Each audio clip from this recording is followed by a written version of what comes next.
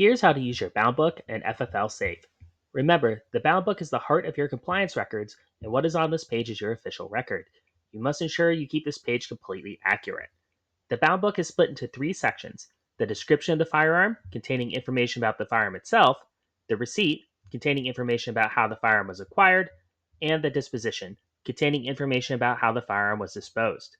If there is no information in the disposition section, that means the firearm has not yet been disposed and it is still in your inventory. In addition, there's a column for notes, which automatically tracks all edits made to that specific record. You can see an example of that here, where a user made a correction to the disposition date as well as the contact's address. To navigate the bound book, you have a few options.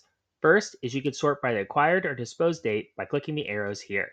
FFLSafe also has several filters, including whether the firearm is in inventory and the type of disposition.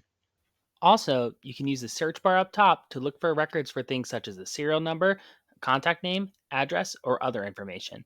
This is extremely useful to quickly locate transactions sold to a specific customer or with a specific firearm. When you've found the record you're looking for, you can dig deeper by clicking the firearm serial number or the contact name. This will give you more detailed information on that specific item. To export your bound book, you can do so by clicking the button here. Enter your email to have a CSV copy of your bound book sent to you, or click here to download it onto your computer. The ATF requires you to download your bound book daily, and it's also important to have a copy at your fingertips on your computer.